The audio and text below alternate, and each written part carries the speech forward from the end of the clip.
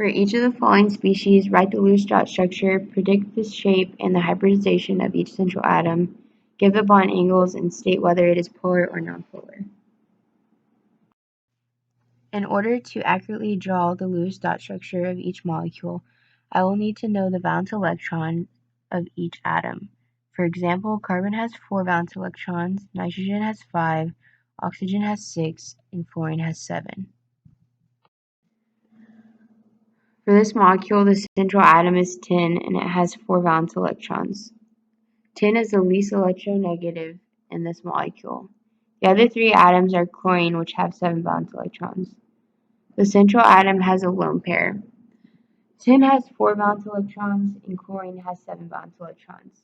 So in order to find the total number of valence electrons, do 4 plus the multiplication of 7 times 3 plus the negative electron charge of 1. This equals 26. Now, 24 is the largest multiplication of 8 that is less than 26. So do 8 times 3, which is 24.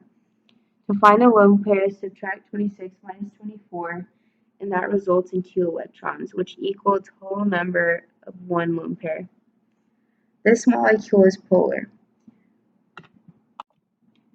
This molecule is polar because of the arrangement of atoms. And to find the hybridization, all you have to do is look at the bonds and determine if they have sigma or pi bonds. But for this molecule, they only have sigma. So the hybridization is sp3. In order to determine the shape of the molecule, first draw the Lewis dot structure, which is represented in the left-hand corner of this slide. Then count the number of electrons and identify if they are bond pairs or lone pairs. Then name the electron group geometry. After that, look at the position of the atoms around the central atom to determine the molecular geometry. The shape of this molecule is trigonal pyramidal, and the bond angle is 109.5.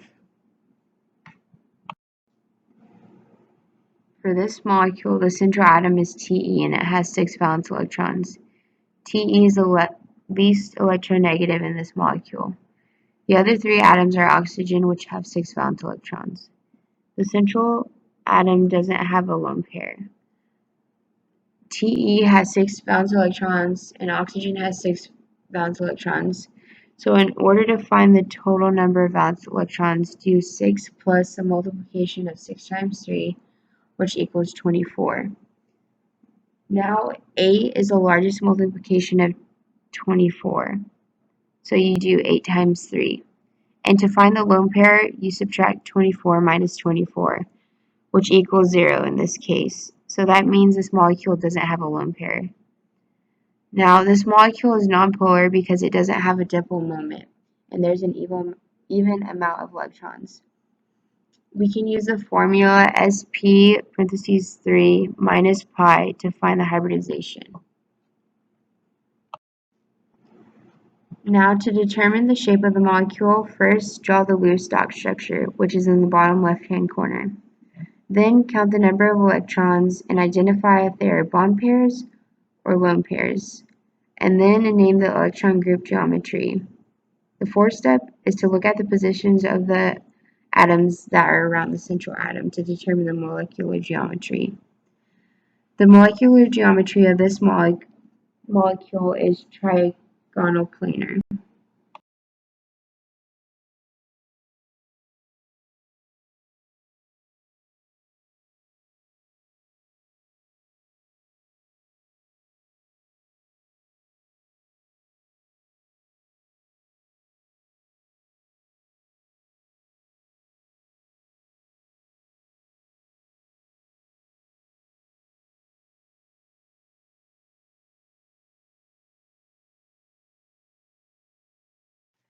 For this molecule, the central atom is nitrogen, and it has 5 valence electrons. Nitrogen is the least electronegative in this molecule. The other 3 atoms are oxygen, which have 6 valence electrons. The central atom doesn't have a lone pair. Nitrogen has 5 valence electrons, and oxygen has 6 electrons. So in order to find the total amount of valence electrons, you do 5 plus the multiplication of 6 times 3 plus a negative electron charge of 1, which equals 24. Now 8 is the largest multiplication of 24, so you do 8 times 3. To find the lone pair, subtract 24 minus 24, and that equals 0, which results in no lone pairs. This molecule is nonpolar because it doesn't have a dipole moment and there is an even amount of electrons. In order to determine the shape of this molecule, first draw the Lewis dot structure, which is in the left-hand corner. Second, count the number of electrons and identify them as bond pairs or lone pairs.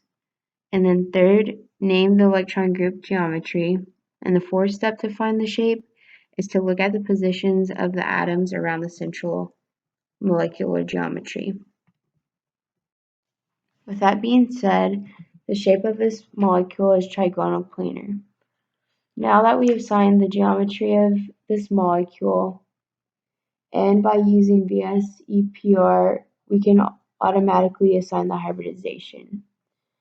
The hybridization is sp2. The hybridization of one s and two p orbitals produce 3 hybrid orbitals that orientate 120-degree angle from each other, all in the same plane. The central atom is iodine and it has 5 valence electrons. Iodine is the least electronegative in this molecule. The other 3 atoms are chlorine, which have 7 valence electrons. The central atom has 2 lone pairs. I has 5 valence electrons and chlorine has 7 valence electrons. And in order to find the total amount of valence electrons, do 7 plus the multiplication of 7 times 3, which is 28. Now that 8 is the largest multiplication of 24, you do 8 times 3. Now, to find the lone pairs, do 28 minus 24. Now we have 4 valence electrons, which equal a total of 2 lone pairs. This molecule is polar because there is no dipole moments, and the arrangement of atoms are odd. Now write the Lewis dot structure to know the shape and the hybridization. Now, in order to find out the shape of the molecule, first draw the Lewis dot structure, which is seen in the bottom left-hand corner. Second, count the number of electrons and identify them as bond pairs or lone pairs. Third, name the electron group geometry. Now, fourth, look at the position of the other atoms around the central atom to determine the molecular geometry. The molecular geometry of this molecule is T-shaped. In this molecule, you have a single bond between I and each Cl and 2 lone pairs of electrons on I.